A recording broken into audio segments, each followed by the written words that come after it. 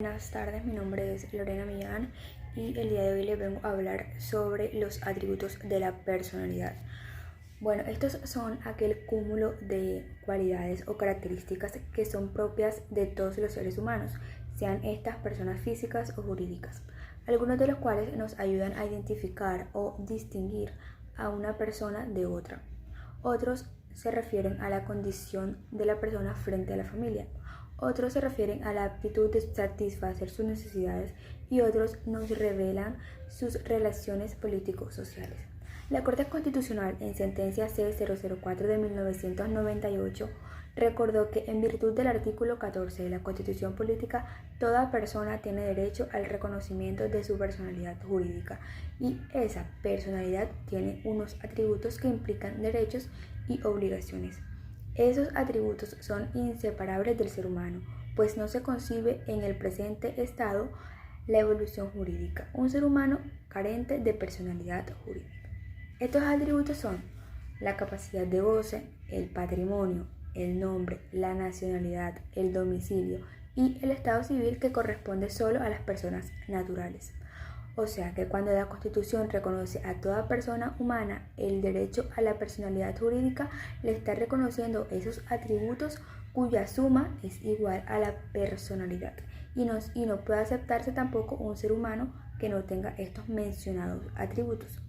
Ahora, en cuanto a los atributos de la personalidad, tenemos primeramente el nombre, el cual es un conjunto de palabras que sirve para identificar a una persona con otra y su apellido para demostrar el parentesco con su familia, del cual se desglosa el derecho al nombre, el cual en el artículo 3 del decreto 1260 de 1970 establece el derecho que tiene toda persona a ser individualizado por el nombre que por ley le corresponde y que hacen parte del nombre el nombre, los apellidos y en su caso el seudónimo. La Constitución Política en su artículo 15 establece que las personas tienen derecho al buen nombre. Asimismo, el artículo 44 señala el derecho de los niños a tener un nombre. Internacionalmente, instrumentos como el Pacto Internacional de Derechos Civiles y Políticos en el numeral 2 del artículo 24 instauró que todo niño será inscrito inmediatamente después de su nacimiento y deberá tener un nombre. En cuanto al cambio del nombre, en el artículo 94, el decreto 1260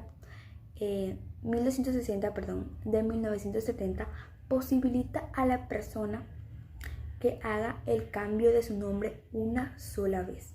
Sobre esto, la Corte Constitucional en la sentencia T-086 del 2014 fue negado un segundo cambio de nombre debido a que la normatividad vigente solo contempla una única posibilidad para tal efecto.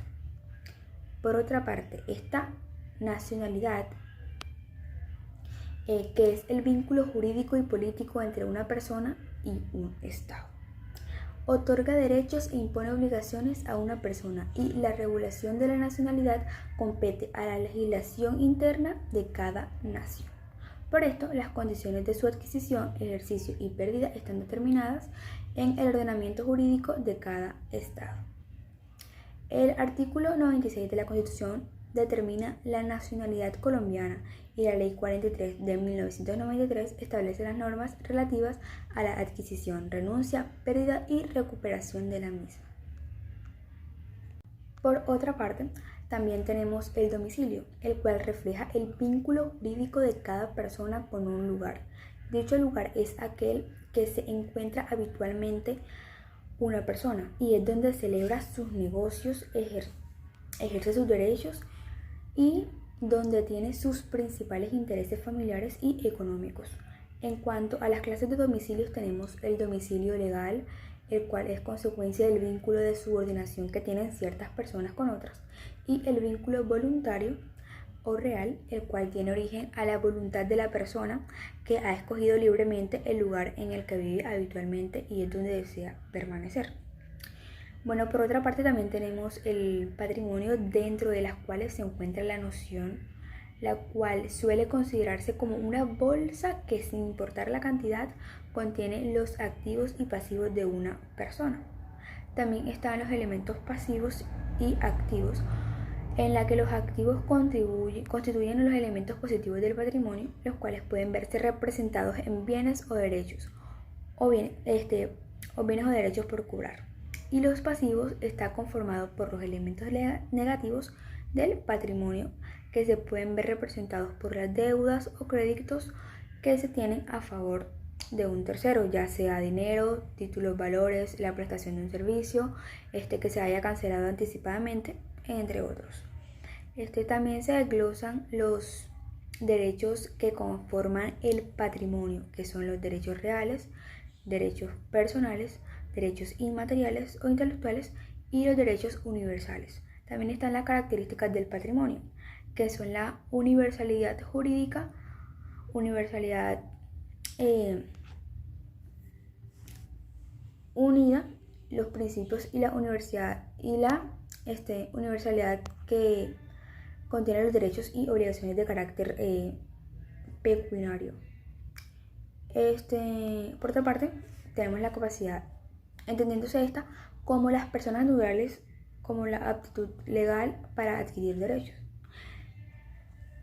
En más personas jurídicas se refiere a la posibilidad de ser representada judicial y extrajudicialmente. Y las clases de la capacidad son la capacidad de goce o de adquisición, que es aquella que permite a un sujeto ser titular de un derecho, y la capacidad de ejercicio, que es aquella en virtud de la cual una persona puede poner en práctica su derecho, ejercerlo efectivamente.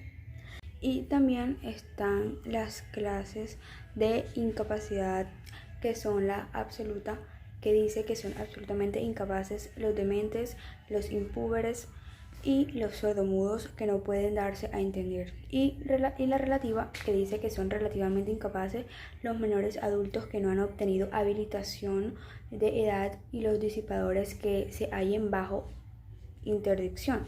Por otra parte, también está el estado civil. Se constituye por la situación jurídica que tenga respecto de su familia, de acuerdo con el inciso final del artículo 42 de la Constitución Política. La ley determinará lo relativo al estado civil de las personas. El estado civil de una persona sirve para establecer los derechos u obligaciones de ésta respecto de su familia.